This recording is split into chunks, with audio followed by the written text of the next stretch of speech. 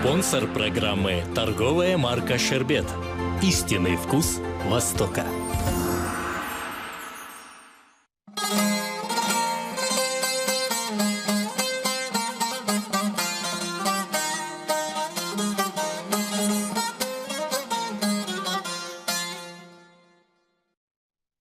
Assalamu alaikum sayğılı seyirciler. Kenede sizge hayırlı akşamlar tileyimiz. ATR teлеканалы ve ALR TV teлеканалының efirinde Ramazan bereketi programması başlana ve bugün bizler növbetdeki iftarımızını beraberlikte karşılayacağız. Bugün bizlerinde ilk haftasının ortasında bulunamız. Lakin bilgenimiz gibi Oraza ayı devamında bizler işte iş günü olsun mu, rahatlık günü olsun mu, her gün bizler hep Ramazan neşesini, Ramazan kuvancını yaşamaktayız sayılı dostlar.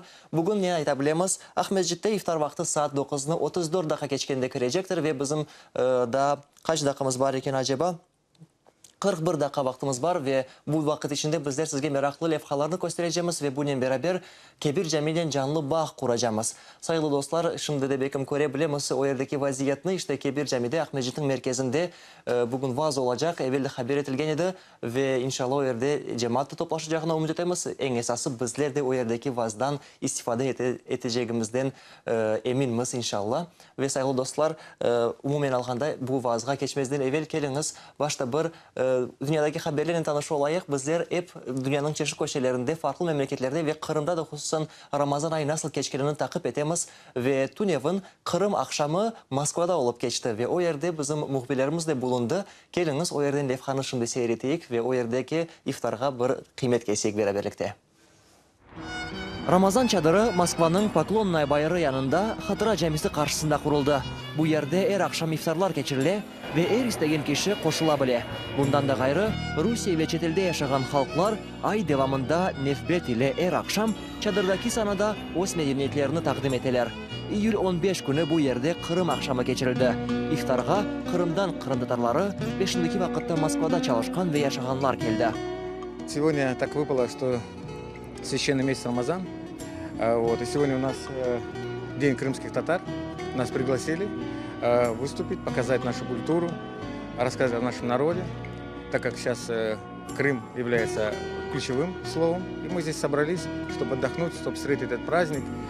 Akşamını Kırım müftisinin muavini Esadullah Bayırov açtı. O, Moskva'daki metroda yüz bergen facialı kaza münasebetinden Rusya halkına taziyelerini bildirdi ve toplaşkan insanlarga selamlarını yetkizdi.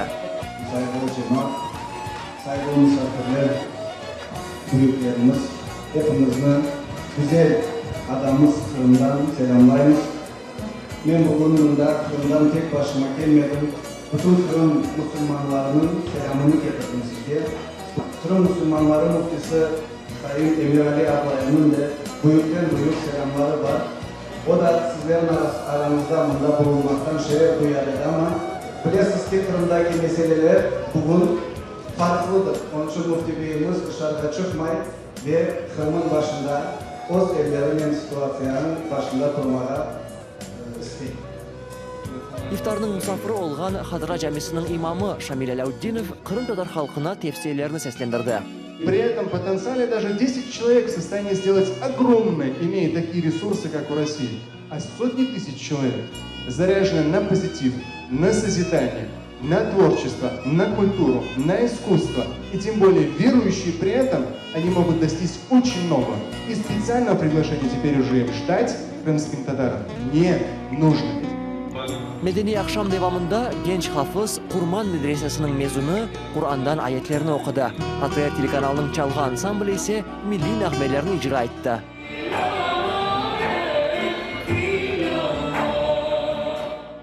Tatarstan yolbaşçıları Kırım ile işbirlik münasebetleri ve ilerideki gayeleri hakkında tarif ettiler. Горжусь, что вот уже с 90-е годы, когда вы через десятки лет вернулись в Крым, наладились прекрасные отношения с Татарстаном, и сейчас нам оказана великая честь нашей республики, значит, закрепиться за прекрасным вашим районом, Бахчисарайским районом. Я думаю, наши отношения еще будут ближе, еще теснее. Rusya Prezident İdarəsinin vekili ise Kırımlılarını daha yanlı maksatlarga ıntılmağa, gelecekке eminlik ile bakmağa çağırdı. Рад, что сегодня на московской земле, в центре Москвы, в знаковом месте, широко представлена Республика Крым, культура крымско-татарского народа. Я думаю, это не случайно, потому что Крым был и будет одним из основных мусульманских регионов России, где это связано исторически, это связано с длительным периодом, так сказать, нашего совместного проживания всех народов России. И крымские татары сегодня займут свое место, достойное место среди народов России, среди братских народов. Artistler bir saat devamında Kırım Tatar tilinde ilahiler icra ettiler ve milli nağmeler çaldılar. Sonra ise iftar vakti geldi. Мына көресіз, енді біз Москвадамыз, мұнда Қырым чадыры құрдық, мұнда ифтар азырладық, сіз де келіп яраштырдыңыз. Енді бұл біздің топырақларымызда сайла, біздің ханларымызда, ежатларымызда мұнда келгендер, үкім сүргендер мұнда бір жерде өзімізді sıkmamak gerekmiz, rahat olmak gerekmiz. İftardan soň müminler Hatıra Camisinde akşam namazını kıldılar. Çadırda ise Ramazan'ın kalgan günlerinde Çeçenistan, Tatarstan, İran, Türkmenistan ve diğer memleketlerinin medeni akşamları geçecek. Ramazan ayı iyun 28 günü Oraza bayramının yekünlenecek.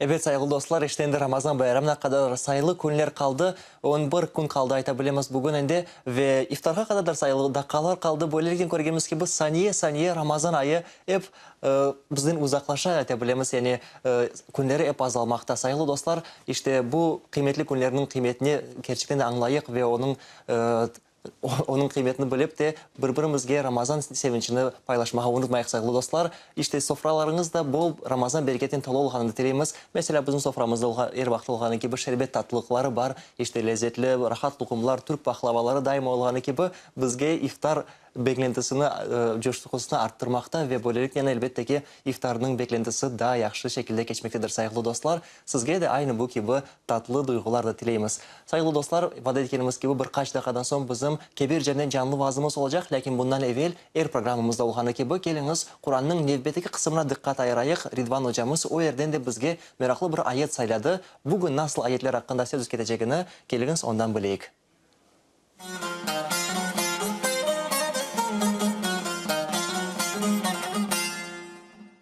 أعوذ بالله من الشيطان الرجيم بسم الله الرحمن الرحيم أرأيت من اتخذ إلهه هواه أفأنت تكون عليه وكيلا أم تحسب أن أكثرهم يسمعون أو يعقلون إن هم إلا كالأنعام بل هم أضل سبيلا Sadakallahul azim.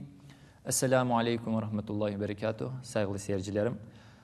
Biz bugün 19. cüzge ulaştık ve okuduğum ayeti kerime Furkan suresinin 43. 49. ayetleridir. Allahu Teala okuduğum ayeti kerimede böyle buyurmaktadır.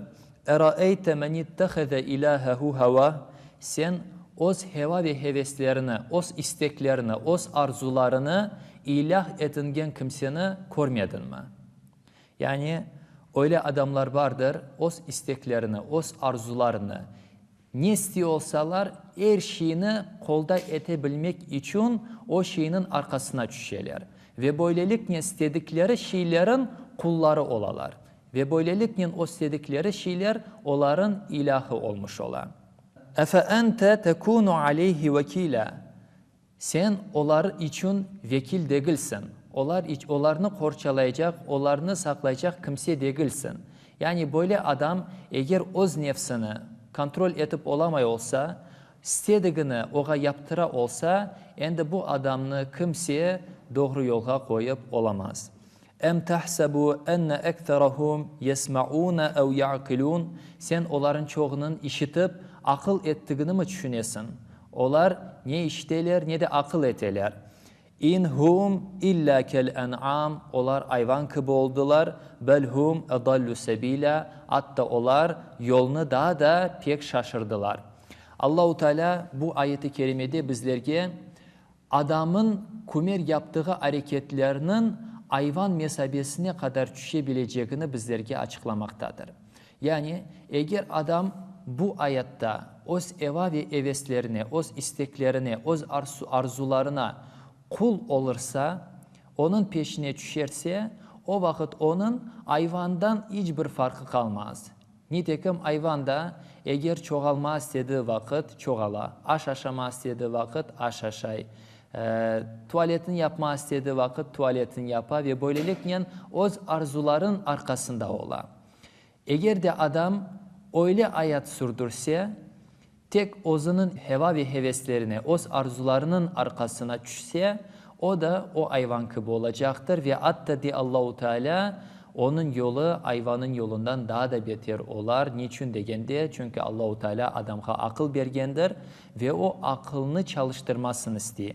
Mında ise Allahu Teala diye bu adamlar ne duyarlar, ne işlerler, ne de akıl ederler. Yani sen onlara anlatsan da, anlatmasan da onlar senin yanında işitmiyorlar ve senin ayttığın şeylerini akletmiyorlar.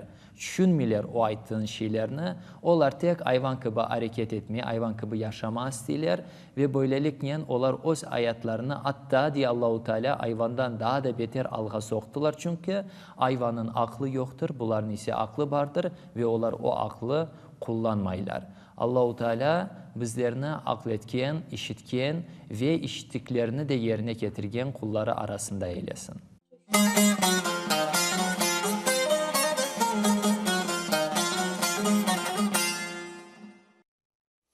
Elbette ki sayılı dostlar, Kur'an-ı Kerim'deki bu misalini çoğumuz kendimizge layık görmemiz. Yani Allah Teala bazı insanlar hayvandan beter bile olganını aytmakta ve elbette ki bizler böyle vaziyetten sakınamız. Allah Teala böyle vaziyetten bizlerini kol çalasın. Lakin düşünsek gerçekten de bazı insanlar hayvanlar bile yapmagan şeylerini yapkanlarını görebiliriz. Yani öz balasını azbarda taşlap ketmek ya da öz anasına kıçırıp bağırmak. Yani hayvanlar böyle birbirine böyle davranmaylar. Bizler ise insanlar arasında bu gibi vaziyetlerini görebiliriz. Afsus ki böyle vaziyetlerde ola ve Allah Teala cümlemizge bu Ramazan ayında temizlenmege ve belki de meleklerden daha yaxşı olmağa, yani meleklerinin hiçbir ihtiyacı olmayan vaziyette olar böyle daima yaxşılık yaparlar. Bizim ise bazı noksanlıklarımız da var. Lakin bizler bu noksanlıklarını elimizge alıp kontrol etsek ve nefsimizni yengsek belki de meleklerden daha ziyade makamlarga erişmek olamaz. Bu gerçekten de alimlerinin aytkan sözleri böyledir ve cümlemizde Allah Teala özünün sevgili kullarının sırasına kirsetsin. Saygılı dostlar, bizler bugün Kebir Cami'de canlı daha bir vazını canlı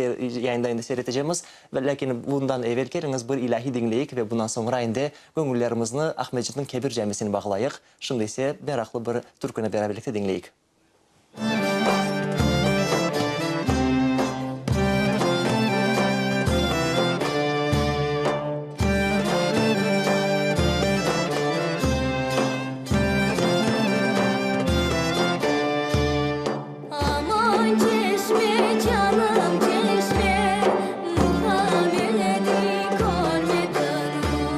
Söndüm anıdan tam rest aldı.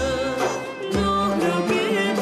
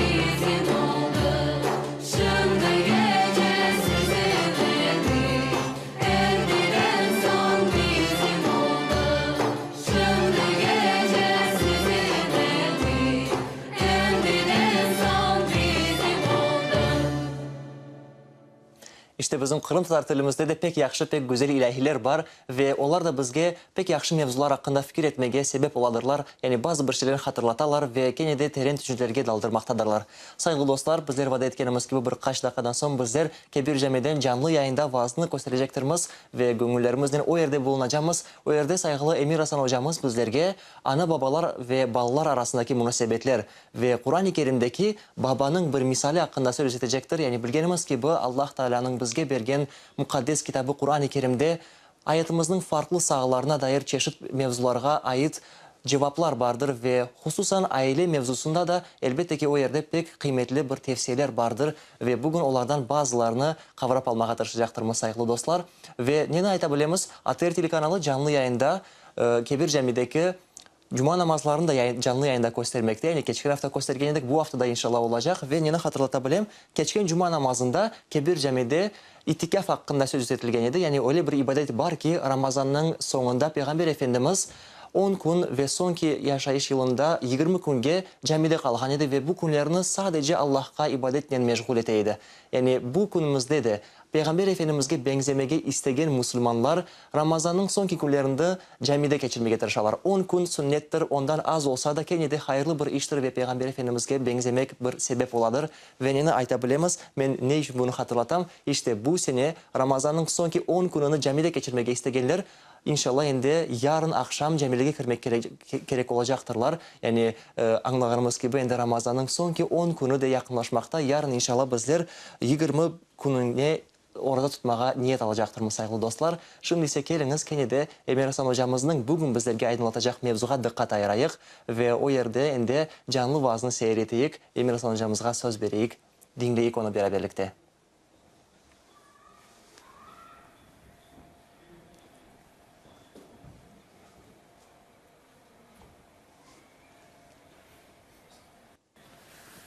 Euzu billahi mineşşeytanirracim. Bismillahirrahmanirrahim. Elhamdülillahi rabbil alamin ve salatu vesselam ala rasulina Muhammed ve ala alihi ve ashabihi ecmaîn. Amma ba'd. Selamun aleyküm saygılı cemaat. Yüce Rabbimiz tutkan orazalarınızı, yapkan bütün ibadetlerinizi en güzel şekilde kabul makbul eylesin.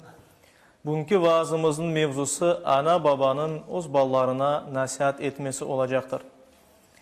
Biz birimiz bilemiz ki Yüce Rabbimiz biz insanlarını yarattı ve bizim kaslı bahtlı olmamızı isteyi. Ve bunun için de hem bu dünyada saadetli olmak için hem de en esası gelecek dünyada ahirette saadetli olmak için bizge ilahi nizam yani Allah'ın koygan tertibini yolladı. Ona da biz din dep aytamız.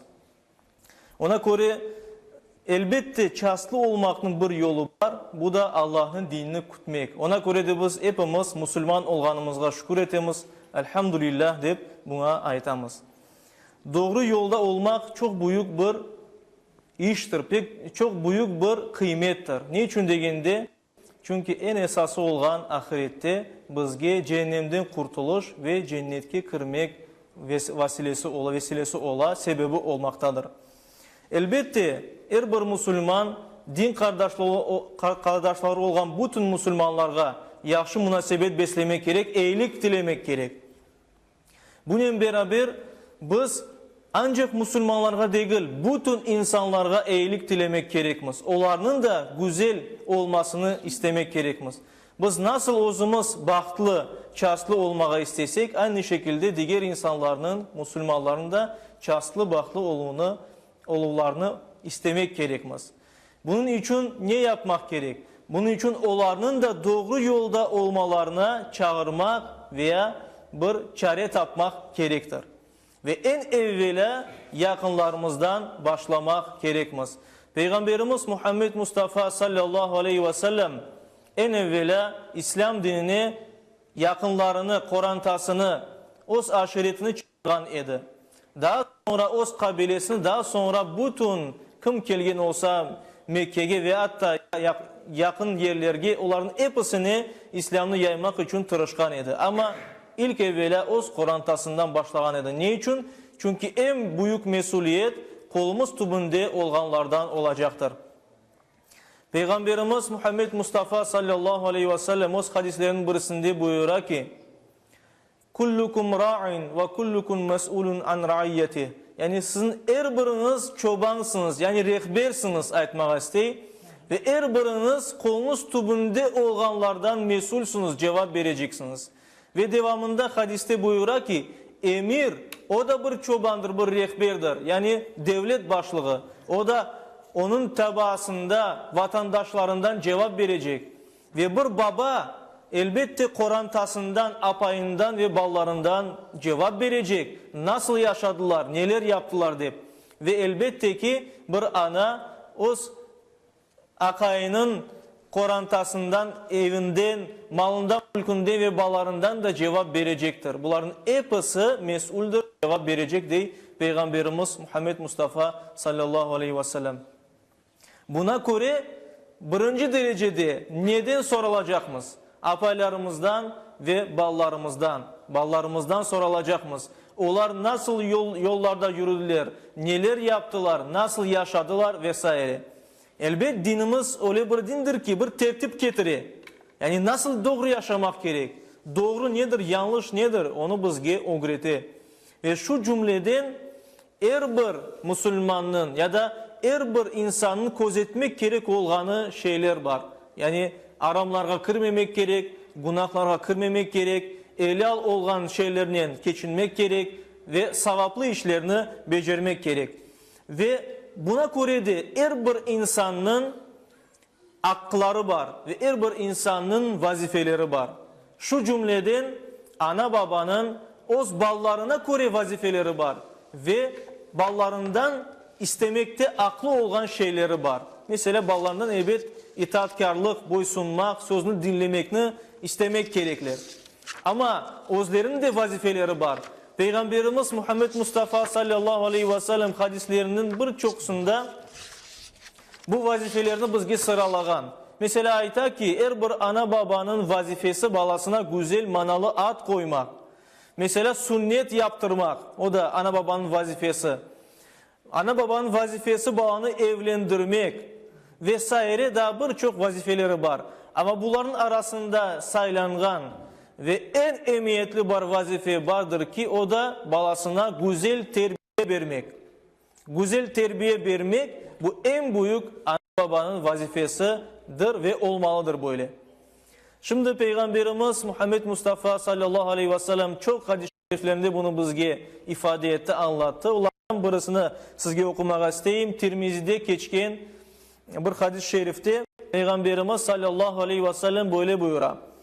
Ma nahale validun veladan min nahlin afdala min adabin hasan. Yani hiçbir baba balasına güzel terbiyeden daha güzel, daha yakşı bir hediye verip veralmaz deyip buyura.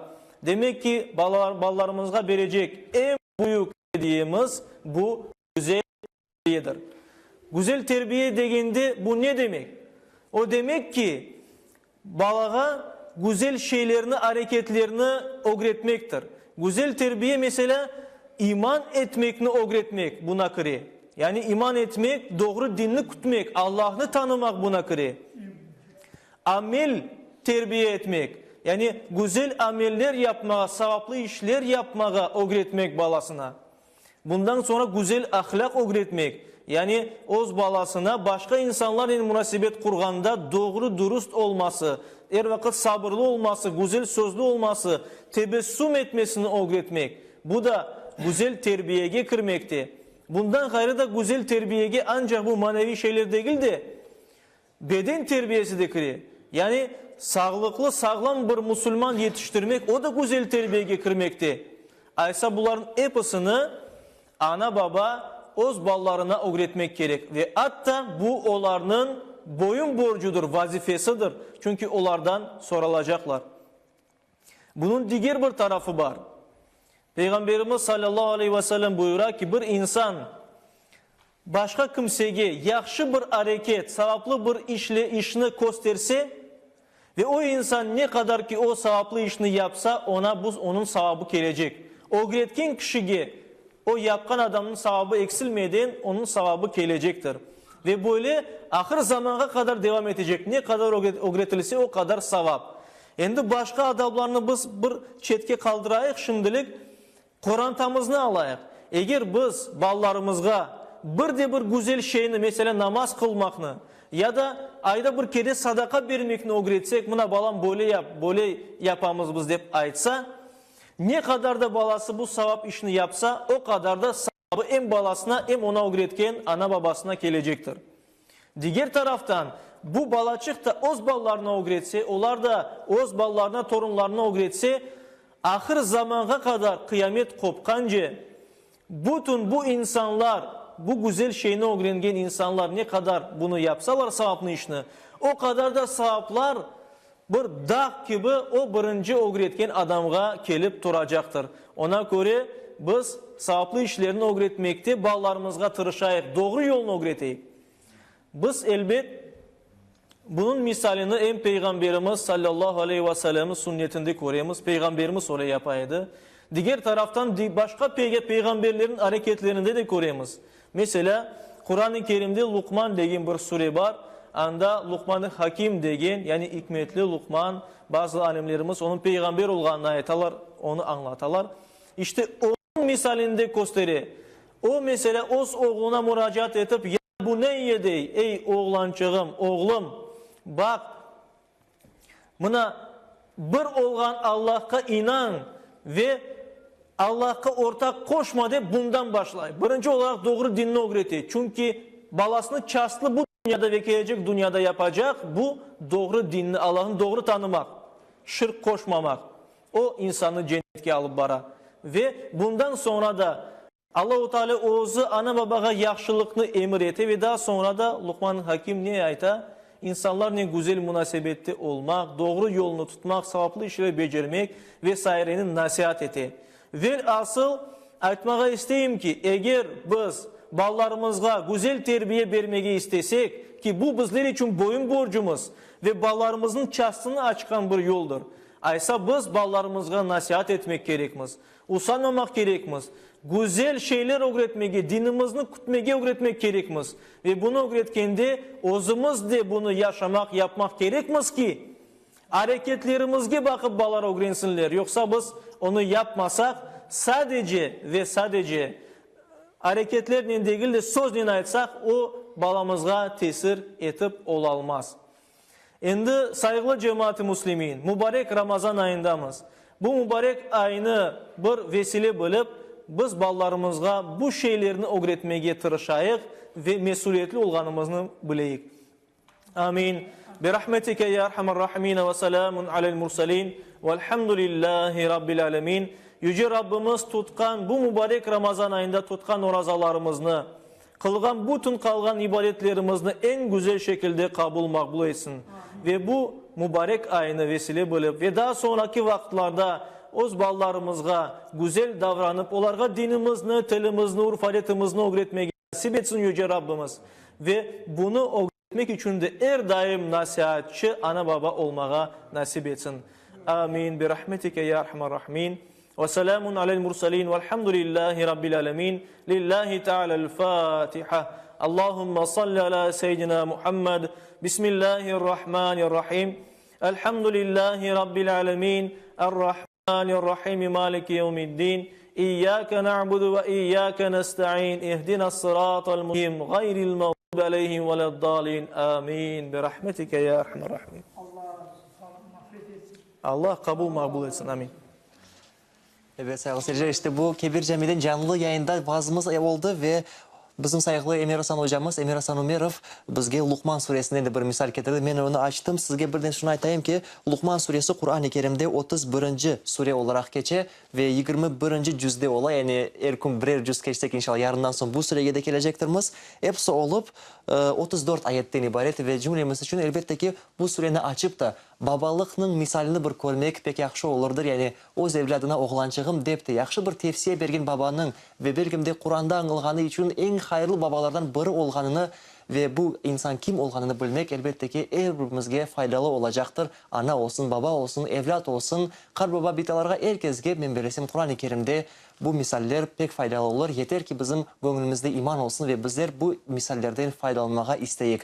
Ve Allah Teala cümlemizge bu işte yardımcı olsun sayılı dostlar. İşte iftar vakti indi yakınlaşmakta. Aytkanımız gibi Ahmetcik'te iftar vakti saat 9'unu 34 dakika keçkinde kirecek. Indi sofralarınızı donatıp başlagandırsınız degen ümittemiz. Bizim soframızda daima olğan ki bir şerbet tatlılıkları var.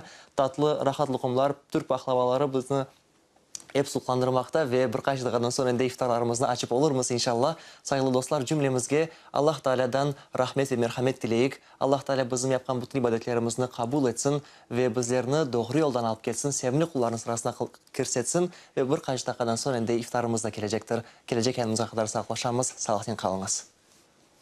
Allahu Allah, Allahu Allah, Allahu Allah. Allah'ım, bugün de sana ibadet etmege fırsatımız oldu. Senin rızan için namaz kıldık, sadaka verdik, yakınlarımızga iyilik yaptık, oraza tuttuk. Ey Rabbimiz, bizden bunu kabul buyur. Şüphesiz sen eşiticisin, bilicisin. Allah'ım, bizlerini çeşit türlü afatlardan, kaza ve belalardan korçala. Başımızga düşken musibetlerde ise bizge sabır ve irade ver. Allah'ım, bizge sağlık ver. Hayırlı işlerden mahrum kalmayık. Bizim rızıklarımızı bol ve bereketli eyle. Senin yolunda daha faal olayık. Bizim imanımızı güçlendir ki yüreklerimiz daha büyük gayretle eylikke yönelsin. Allah'ım, ya Rabbim, senin imanlı kulların senden ne sorasa dualarını boş kaldırma.